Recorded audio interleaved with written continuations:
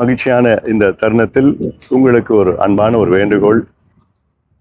என்னுடைய முதன்மை கடமை, நீங்கள் இங்கே பத்திரமாக வந்து நீங்கள் வீட்டுக்கு பத்திரமாக செல்ல வேண்டும். அதுதான் என்னுடைய முதன்மை கடமையாக நான் பார்க்கின்றேன்.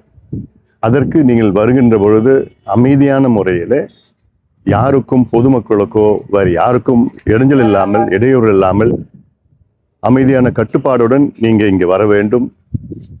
திரும்பி செல்கின்ற பொழுதும் அதே நிலையில்தான் நீங்கள் வீட்டுக்கு செல்கின்ற வரை எனக்கு தூக்கம் இருக்காது. காவல்துறை என்ன சொல்கின்றார்களோ அதை நீங்கள் கேட்க வேண்டும், கட்டுப்பாடுடன் இருக்க வேண்டும். இடையிலே யாராவது சின்ன சின்ன சலசலப்பு பிரச்சனைகள் இருந்தாலும் நீங்கள் அதை கண்டுகொள்ளாமல் இருக்க வேண்டும். அதை எதுவும் பெருசுபடுத்தக்கூடாது, அதை ஈடுபடக்கூடாது முதலில். அப்படி உங்களை யாராவது தூண்டினாலும் சீண்டினாலும் அமைதியாக இருங்கள். மருத்துவர் ஐயா அவருடைய வழிகாட்டுதலுடன் இந்த மாநாடை நடத்துகின்றோம். நம்முடைய நோக்கம் இந்த மாநாடு வெற்றி பெற வேண்டும். வெற்றி பெற்று தமிழ்நாட்டில் சாதிவாரி கணக்கெடுப்பு தமிழக அரசு எடுக்க வேண்டும். 69 விழுக்காடு பாதுகாக்கப்பட வேண்டும். வன்னியர்கள் உள்ளிட்ட அனைவருக்கும் அவரவர் மக்கள் தொகைக்கு ஏற்ப இடஒதுக்கீடு பெற வேண்டும். பெண்களுக்கு பாதுகாப்பு அளிக்க வேண்டும். கிரீமி லேயர் மத்திய அரசு அகற்ற வேண்டும். இடஒதுக்கீடு 50 விழுக்காடு உச்சவரம்பை அதை அகற்ற வேண்டும், மத்திய அரசு அகற்ற வேண்டும். பெண்களுக்கு பாதுகாப்பு, மது, கஞ்சா போன்ற போதையை ஒழிக்க வேண்டும். இதற்கெல்லாம் இந்த மாநாடு நாம் நடத்துகின்றோம். இதில் தமிழ்நாடு முழுவதும், இன்னும் சொல்ல போனால் ஆந்திரா, கர்நாடகாவிலிருந்து நம் சொந்தங்கள் எல்லாம் வர இருக்கின்றார்கள்.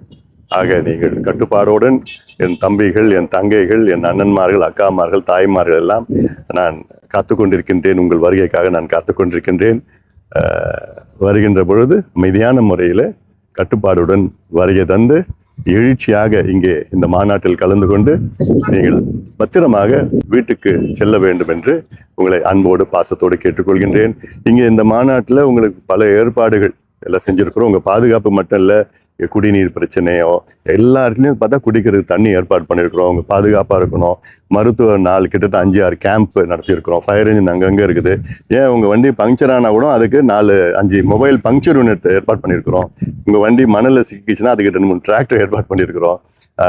10 லைஃப் கார்டு ஏற்பாடு பண்ணியிருக்கிறோம். கலை நிகழ்ச்சிகள் இங்கே பண்ணுவாங்க. அதெல்லாமே நிறைய பண்ணியிருக்கிறோம். இது மாநாடு திடல்ல, மாநாட்டில் பல வகையான வித்தியாசமான கலை நிகழ்ச்சியில் நாங்கள் உங்களுக்கு ஏற்பாடு செஞ்சுருக்கிறோம். அதெல்லாம் நீங்கள் பார்த்து நீங்கள் எல்லாம் விழிப்புணர்வு உங்களுக்கு ஏற்படுத்த வேண்டும். அந்த நோக்கத்திற்காகத்தான் இந்த மாநாட்டை நாம் நடத்தி கொண்டிருக்கின்றோம்.